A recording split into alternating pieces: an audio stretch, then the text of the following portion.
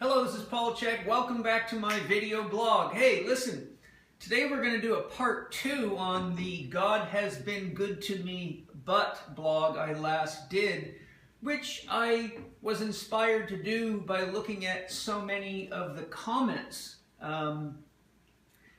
It became ever so clear to me that we needed an explanation of the difference between a personal God and a transpersonal God. And I feel that these concepts are very, very important because they're at the basis of human beings' root beliefs. And our root beliefs are what ultimately produce the life we want or the perceptual life, fatigue, illnesses, and diseases that we do not want. The evidence is extremely clear in medical research that the mind is certainly the most powerful influence determining the overall health and well-being of an individual. And the whole science of psychoneuroimmunology shows us with great zeal how our thoughts produce the responses that our body has for the better of health or the worse of disease. In other words, the most basic ideas an individual has are usually linked to their beliefs about what God is or isn't, or whether there even is a God, and how that person's belief system plays out in their life has a huge influence on the way they seek to create, to relate to nature, to themselves, to other people, and to life itself. So to begin, let's just go back and look at a couple of the key points from the little teaching story or joke that I shared with you. The first thing we'll do is look at the key points. Mr. Farmer retired, lost his job or finished his career, lost his wife, and wanted to live his dream. He then buys himself a broken down property that probably was unattended for a long period of time. But the point being is he invested his own time and energy to fix the place up, make it beautiful. And remember, he had a dream. So his dream for his next life after his professional career and the loss of his wife was to live his dream. So the thought process, I want to live my dream, what is that? And once I know what it is, I'm going to go find it, is accessing spirit. It is opening yourself to new possibilities. Mr. Farmer had to leave the conditional life of his professional work environment, which can encapsulate someone to the point that after they retire, they have no reason to live if they've become their work, as opposed to using their work as a spiritual process of becoming a more whole human being. He lost his wife, another major transition, and so now he uses his, shall we say, open-mindedness to pursue a new stage of his life and to engage in that process fully. He did not wait for God to bring him the farm, and he did not wait for God to clean the place up, paint the buildings, etc. In other words, he was at peace with the fact that Great Spirit or God, or however you want to put it, provided the opportunity both in his body, in his mind, in his life, and in his opportunity, and therefore took it upon himself to do his part. Mr. Farmer's God, as is summarized in the end of the joke, is a transpersonal God, which I will relate to in a second. At the end of the story, Mrs. Smith comes along the road, seeing him doing his last task, cleaning out the ditch, and goes into a commentary where she says, "Boy, God has been good to you. Look how beautiful this farm is." She's relating to a personal God. God has been good to you, i.e. you as an individual. Look at your beautiful farm, i.e. other people don't have one. God has been good to you clearly implies that a God who is specifically listening to an individual and responding to their prayers or making things happen for them because they've been good. Okay. Now, there's nothing wrong with either God. Many people look at commentaries like this or videos or books or whatever, and before they even have a chance to engage with it as an adult, react as a child who's not seeing the candy they want to see to facilitate their own, shall we say, dogma.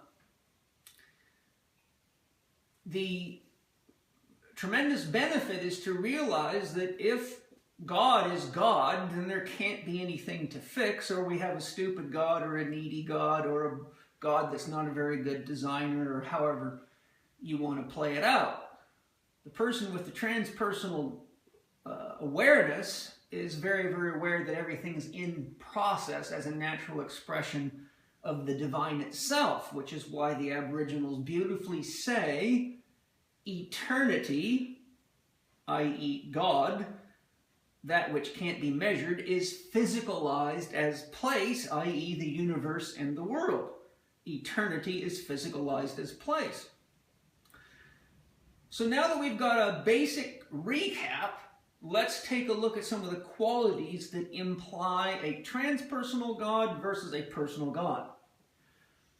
First, here at the top of my diagram, you see a dotted circle. That dotted circle in Taoist philosophy means Wu Qi, which is the functional antagonist to Tai Chi. Wu Qi means not Qi. Tai Chi means all things created. So before there was anything created on the board, it was empty. That would be Wu Qi. Once I start creating, that's Tai Chi. Now, I have a capital P. That means pure potential. This is not a God that can be identified as this or that. This is something beyond language and context or specifics. Not man, not woman, not big, not little.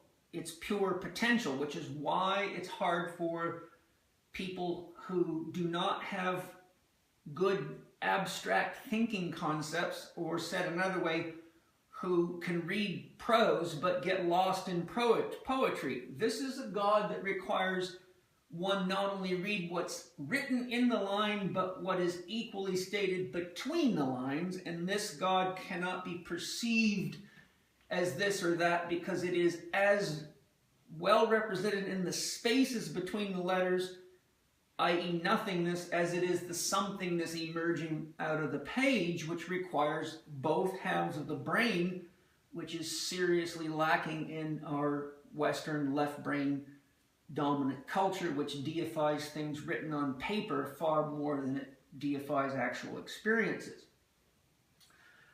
So Mr. Farmer, the transpersonal God, the dotted circle means pure potential, God with caps, which means unconditional love. There's no condition that can be assigned there. So it only means, the dots only mean something's there, but we can't distinguish what it is.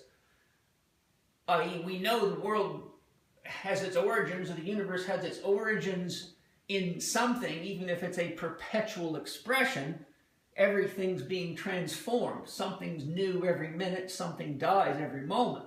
There's a perpetual transformation that is eternal, that is physicalized as place, which we know of through our experience, which is what is described as Tai Chi. This becoming that, that becoming this. This God here is absolute, which means it cannot be measured. You can't measure an absolute, or it's not absolute. And paradoxically, the absolute only has two qualities. It contains everything that can be possibly known, including your own self. And it does not have a subject-object split.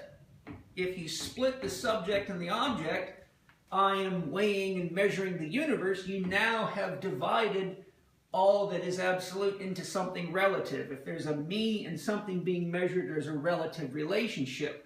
Hot and cold, long and short, they're all relative relationships. And in a relative relationship, the ego or the intellect focuses on the words, not the space between the words as a metaphor. Okay? Biblically speaking, for those of you that read the Bible, God is described very classically in the Bible with the prefix omni, O-M-N-I, present, omniscient, omnipotent. Omnipresent means all in capital letters. That means there's nowhere God isn't, even evil. Thus, Isaiah 45:7, which I quote often because Christians and others keep overlooking that very profound passage. I create the light and the dark. I create good and evil. I, the Lord, do all these things. So there you see something that is beyond right or wrong, left or right, tall or short, good or bad, day and night. There's something being implied there that is all-inclusive, yet paradoxically beyond either one of them, not good, not evil. One has to grow to embrace the polarities as divine expressions of the reality of existence, or they're forever polarizing themselves, which leads to challenges in life. Not, sometimes necessary, sometimes unnecessary challenges. Okay? So then when we look at Mrs. Smith, Mrs. Smith relates to the personal God. The personal God is this or that. We know that for sure because every time there's ever been a war or any kind of religious battle, the party on either side was absolutely sure that their God was on their side and that their act of war was justified. So what you see is whenever there's a personal God, there's always conditions that have to be met, such as commandments, and this God expresses needs. A personal God almost always have needs. So if you read in the Bible, it says, I am an angry God, or I am a jealous God. All these commentaries about what God is. Yet, God also says, I am that I am, and I am love, and I, the Lord, create the light and the dark, good and evil. I, the Lord, do all these things. That's one of the problems with religious documents, is they're very, very confusing to the uninitiated, which is exactly why the Hindu sage Shankara said, no man can understand Scripture until he's enlightened, and when he is enlightened, he does not need Scripture. So the point being is, if you're going to read religious documents, then you need to find a truly enlightened teacher, not a parrot. Not someone who can just memorize crap and refer it back to you. You need to find someone who eats, sleeps, breathes, and exemplifies all that that religion stands for, and that's usually exemplified by studying the life of the leader, be it Muhammad, be it Jesus, be it Buddha, be it Lao Tzu, whoever you want to choose, from Deepak Chopra to Osho, wherever you want to go. Just know that to the degree that you program yourself and emulate that person, you become like that person. So it's good to invest a little time and energy to see if you really want to become that by embodying that. There's no right or wrong here, it's just a process of evolution. So whenever we see a personal God or any personalized belief, we have what would be referred to as relatively closed-minded behavior. My God is, your God isn't. On the other side, my God is, your God isn't. These polarities can flip over. When it comes to a transpersonal God, we have something that the child in us has a really hard time digesting, because until the psyche of the individual reaches a mature enough level to accept the possibility that its ideas may be wrong, and it actually is its own responsibility for the problems and the pain that it has, not always somebody else's problem, then dealing with a transpersonal God is psychically scary, because this God, shall we say, as scary as it might be, gives the child a sense that at least there is something in the dark of the unconscious. Many children are afraid of the dark, which is actually a physicalized expression of their own fear of the unconscious. Only when a person is brave enough to have the perpetual Socratic experience of, I don't know. Obviously, Socrates knew how to eat and how to function and how to live, but when it came to questions of things like God and things beyond his own knowledge, he was the first one to say, I don't know, which was why the Oracle of Delphi deemed him the wisest man in the world at the time. The transpersonal God lovers, if you will, are the I don't know people. They're the people that know, for example, that their participation and how they handle matters of love and relationship with self and other are definitely great influences on the outcome of their life.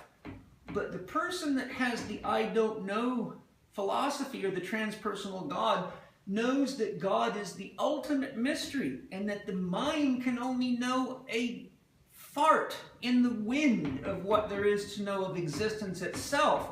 The people with personal gods typically develop very, very rigid, absolutist. The earth is only this old. God will burn you in hell unless. If you're not practicing this way, you're an infidel. Jesus was a failed Messiah because he didn't get out of his own crucifixion. He should have. All of these are deifications of objects. When you live that way, you risk turning God and people into an object, which, as I'll explain to you in a minute, can create a tremendous amount of pain while the person is in a state of religious fervor. What I mean is a lot of the people with these personal gods defend them at all costs, even death, without realizing they're walking around complaining to everybody about how much pain they're in because their life sucks, their relationships are falling apart, and the list just goes on and on. Most of the people with transpersonal gods see the same types of challenges as growth opportunities. They realize they're being split open by the pain, and Great Spirit is giving them an opportunity to look within themselves to become more godly. Okay? Now, as I highlight in my audio workbook program, the 1, 2, 3, 4 for overcoming addiction, obesity, and disease, I have looked very, very carefully through piles of resources and looked into the great thinkers about what love is and spent years meditating on it myself. Believe me, I had plenty of pain to motivate me to do that. And what I found is that something that Osho said one time in a lecture, which was basically him describing the stages that love unfolds. And Osho said the beauty of love is that it does not work. Now, for many, that would be a bit of a shocking or a revolting statement. But what Osho is saying is that as long as love is created out of codependence, out of neediness, as long as love comes at the expense of your own participation and embodying and embracing your own capacity to love yourself, love will never work, and it always leads to problems in relationships because those two people ultimately work through the gloss of the sexual honeymoon phase only to find out that there are challenges in their personalities and one's unconscious is conscious to the other. In other words, if you fart and don't think you're farting, the other person will keep telling you're farting, so you're learning that you're doing something unconsciously. But if you're too rigid in your thinking structure, you won't actually believe anybody else. You'll constantly tell everybody else when they blame you for farting that you're not farting, and eventually you'll end up at a doctor's office getting an evaluation. The doctor will walk in the room, say, "How can I help you?" And you'll say, "I'm here because my family and friends tell me I'm farting all the time, but I don't believe them because I don't smell a thing. I never have." And the doctor says, "Well, we'll begin your evaluation. Let's start with your nose." Because he obviously can smell that the room stinks when he walks in. So there you go. We have to be brave enough to ask ourselves more meaningful questions, and the cue to do that is that something is incomplete, something feels empty, something feels broken, something feels trapped in you, but you inherently sense there's a need for wholeness, and these are not the things you should drug. Interestingly, the people that subscribe to personal gods have a far higher tendency to drug their pain and their challenges instead of embracing them. And they also end up on a lot of drugs because the list of commandments that God expects of you in most of these Abrahamic religions pit you directly against your biological instincts, such as the instinct for food. There's all sorts of food regulations. Instincts on sex. There's piles of sex regulations. Instincts on male-female interaction. There's all sorts of differences. Go to the Middle East and see how a woman has to live. Then come over to the United States. All these things pit you so much up against yourself that you are basically tasking up a long, long list of sins to be reconciled with God. And so oftentimes people drug the pain so they don't have to deal with it, or they take on the idea that if they punish themselves badly enough, that God, like a parent, will say, okay, you've beat yourself up badly enough, I don't have to do it anymore for you. Many childlike games are played in support of this personal God. Now, again, as I'll show you in a second, I have no problem with the personal God. It's essential because it is a step toward the kind of realization that only an adult can achieve. A transpersonal God cannot be experienced or achieved by somebody who hasn't passed through the stages I will now define. So I show that this is the ladder to self-realization. We begin in our head as children with questions. For example, I'm sitting in Sunday school listening to them sing the song, "Onward Christian Soldiers Marching Off to War with the Cross of Jesus" going on before. And then 5 minutes earlier, they were giving a sermon about how God is love and loves everybody and blah, blah, blah. So at 12 years of age, I was already concerned about the logical faculties of adults and couldn't get good answers to my questions, which was fine because it forced me to investigate. Thank God for Paramahansa Yogananda and the Self-Realization Fellowship, because at an early age, it was as though somebody came and cleaned all the confusion right out of me. So we all begin at the level of sex and violence loving, which is the child learning how to navigate the earth plane. We're all born out of an act of sex, which is an expression of the creative potential of the universe that is brought into action or polarity through a circuit created by the male and the female merging together. Lingam and yoni, if you will. Male, female. When those two come together, life is produced. Once you come into a body as a soul, you have to learn again to navigate the earth plane. There will be falls, there will be cuts, there will be burns, there will often be whippings and all sorts of neat things from parents and caretakers. There will be sex and there will be violence, and as many of you are very, very well aware, in the home of the personal God, there's plenty of sex going on with kids and everything else. That only exemplifies that this is rampant through humanity. I'm a therapist with over 30 years of experience, and I can tell you the number of people that I've had to coach that were sexually abused as children is significant. So these are real polarities. Jung calls these the necessary collisions of soul development. In other words, conscious awakening.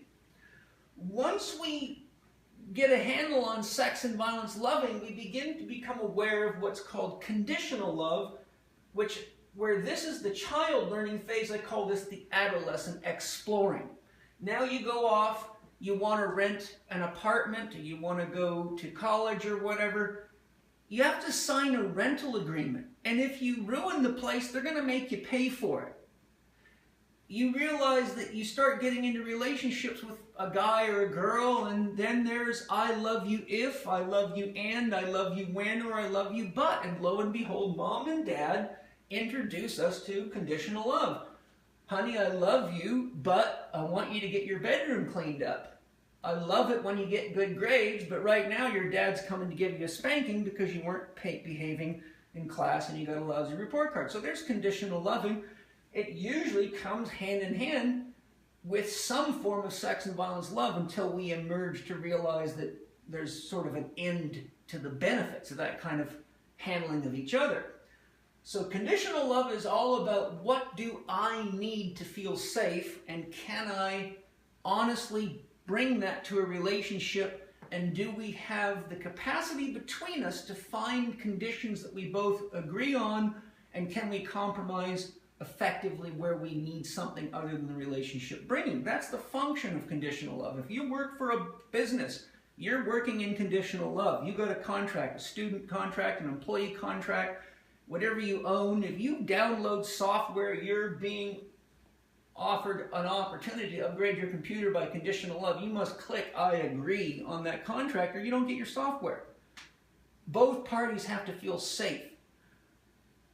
When we get to be adults, we reach the stage of empathetic and compassionate love, which, by the way, is the door to the transpersonal God. We get there by realizing through empathy to feel the other and compassion to understand the other, that by the time we have enough life experience to look back at our own experience and say, wow, I went to a Christian Sunday school, I was indoctrinated into this philosophy, it caused me lots of pain, I had these harsh beliefs, I got sick, I ended up seeing a Chek holistic lifestyle coach. They opened my eyes to what Great Spirit really is, what the different stages of loving are, and I realized that a lot of my beliefs were just beliefs. When I challenged my thoughts, I realized they were empty. Jesus is the only begotten Savior. Well, somebody who's an adult has to flip that coin and say, wait a minute, there's an equal possibility Jesus isn't. What does the evidence say? Look around you. If you say Jesus is the only begotten Savior, at once you've also now denied Muhammad, you've denied Buddha, you've denied all the other saviors and made those people apparently confused or second class. So anytime you have a definite is, you are ignoring the isn't of life. But by the time you become an adult and you have had enough time on either side of that coin of the Tai Chi of life, you start to sort of have a more neutral philosophy. You realize that a certain amount of silliness amongst kids is necessary for them to grow and become an individual adult. You realize that marriages don't last for a lifetime, and so here God supposedly wants you to be married until death do you part. But lo and behold, the average lifespan of a marriage today worldwide is 2.5 years. So what you see is these things, the commandments and the rules and the regulations, which are designed essentially for spiritual children, have a function, but they also have a dysfunction, which is the other side of the coin. So once the individual has enough life experience, they're able to recognize where somebody's at and love them appropriately. Sex and violence love usually is best met with conditions. But if you meet sex and violence love with empathy and compassion, I'll tell you, you're going to get your butt kicked. I was raised with a drug addict who ultimately committed suicide, and the antics and the follies that a drug addict can put a family through are incredible. And I can tell you, many times I responded to sex and violence loving only to find out I made the problem much worse. So when you have someone who is in the sex and violence loving stage, understanding where they're at and giving them conditions to help get them to the next level is effective loving, effective friendship, effective parenting. And it's not our job to make them do anything. It's only to be an offering, which is another thing. People over here with personal gods have a real tendency to proselytize everybody and make them conform to their ideas. People with a transpersonal God understand everything's God. It's all unfolding, and to the degree that it's not threatening their own life and safety, they will typically have empathy and compassion and trust that the perfection of the universe is unfolding in all of us, as opposed to trying to force it into some box that they've created by reading a book. So then once you get up to here, you realize that there's a mystery behind all this, and that mystery cannot be defined for a very simple reason. Nothing you can say about God in language can be measured or understood without its relative antagonist. If God is good, and you believe that, then you're forgetting that everything that's good is only good because it isn't good. Good is always relative. You know, right? No matter how you slice it, there's no such thing as good in and of itself, because we don't know what it is without its opposite, just like night or day would have no value without their relative opposite. So this is leading to my final tips, which I hope you can grapple with a little bit, because they're very, very important. So number one, we need to distinguish between a symbol and a sign. A symbol, by definition, is something that points to something other than itself, beyond itself. When you look at that dotted circle, it doesn't point to something itself, it points to something beyond that itself. When you understand the Tai Chi symbol, it also points beyond itself. This is only a symbol for how energy moves, and it's the energy behind creation that's making creation what it is. The energy of the sun and the earth are behind the growth of the tree. But if you only looked at the tree as the source of its own growth, you'd have a confused idea, just like if you only look at one element of religion or God, you'll have a confused idea. So by definition, a symbol is a verb. A living symbol is pointing beyond itself to something else. A sign is a noun. A stop sign. A stop sign means the same thing for everybody that comes upon one.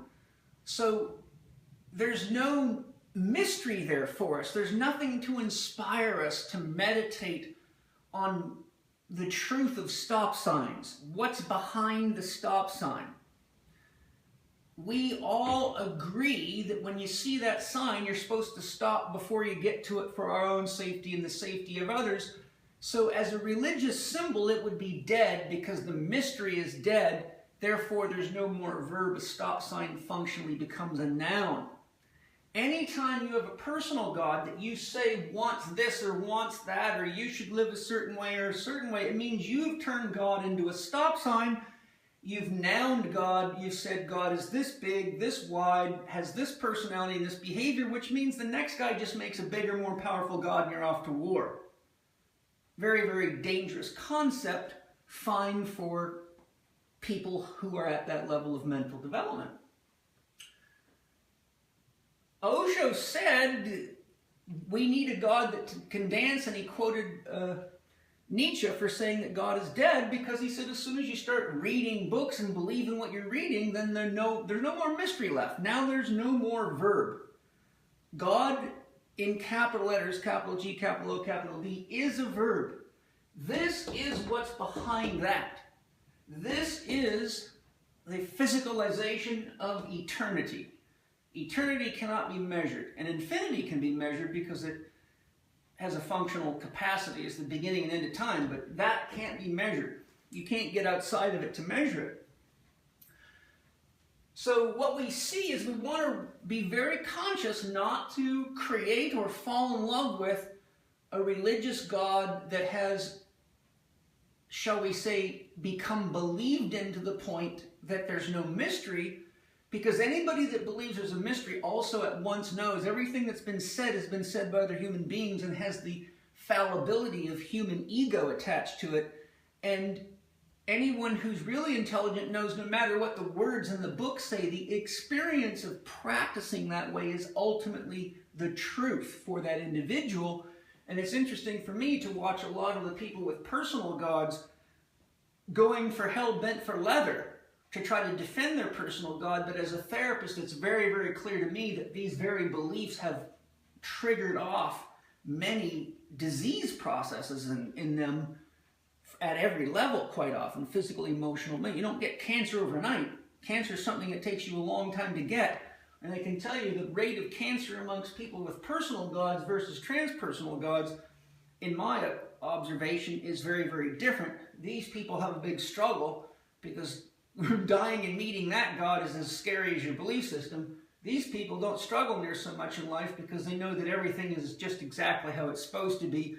And as Arnold Patton says, if it's in your life and you don't like it, you know you want it and that you may be choosing unconsciously. So the pain in your life is to help make you more conscious of your capacity to utilize the power and the potential of the God that is in you everywhere around you and create what you want. In other words, you have to become an adult to practice that way.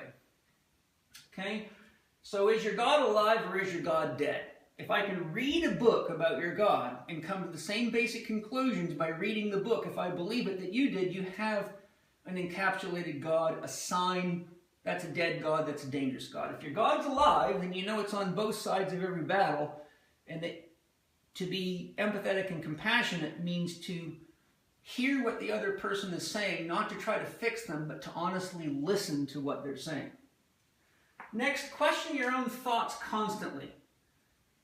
Whatever you believe, be brave enough to look at the other side of it.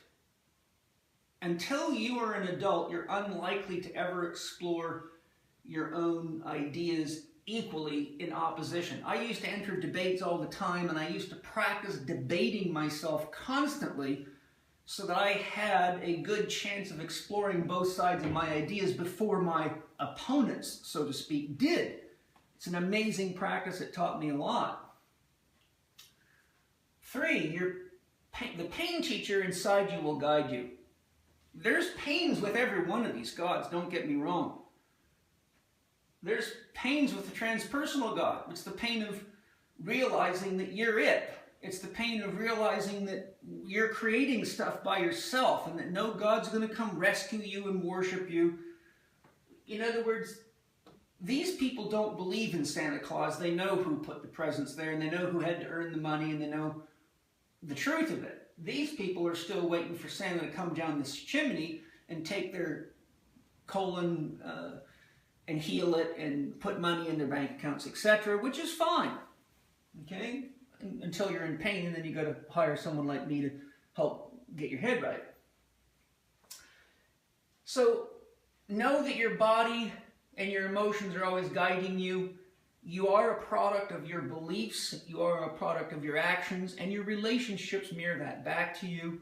And we are forever helping each other grow by exposing our shadows to each other, and that's why we need relationships, or God cannot know what God is. Some lessons that I've built that are very helpful to you. PPS Success in Lesson 1 takes you through a review on helping you identify where your parental programming may be dominating your thinking processes. Might want to consider that. 2, self-management and everything that's involved in effective self-management so you can live a healthy life of creating your dreams and have a grounded lifestyle anchored in a 4-doctor practice and know what spirituality really is. Lesson 9, the great polarities, where I talk about good and evil and how we get to all these ideas, sort of a longer but more comprehensive version of what I just did. And lesson 12 is sacred listening, which is one of my favorite lessons and one of the things that I have to work at practicing all the time, because remember, every one of us, even Buddha, who's up here practicing, had to manage these stages. The more stressed we're under, the more we lower in our psyche to our pre-programmed ideas. So we may be practicing as empathetic and compassionate, but find out that we can do that by writing letters and sending cards, but when somebody cuts us off in traffic or takes our parking spot, all of a sudden we're practicing sex and violence love. That's the practice. This is what the Sufi calls cleaning the heart, getting rid of all the ineffective uses of each of these types of love, so you can ultimately become a living expression of divine love, of empathy and compassion, and know when to extend yourself for the benefit of others, and have a good sense of when extending yourself to others is actually fortifying their own pathology, which takes tremendous wisdom. I've constantly faced this in my life with my own patients, friends, family members. We all do. So in conclusion, there is nothing wrong with a personal God. It's a process by which we grow through sex and violence love to conditional love to empathetic and compassionate love, and every one of us goes through that phase whether we know it or not. The effectiveness of a personal God manifests itself in your life as benefit when it is creating order, a sense of confidence, a sense of joy, and a sense of direction that's better than where you were yesterday. But the point at which you begin to feel insecure about your own philosophy, or find yourself sitting in church not paying attention because you don't believe it anyhow, or find yourself under so much stress trying to please that God that your life is falling apart and you're probably blaming other people for it, then it's maybe time to upgrade your God philosophy or spiritual philosophy to one that is more likely to support you in your own growth and development. Also, remember, the transpersonal God also is got its challenges, because there's no Santa Claus hiding for you there.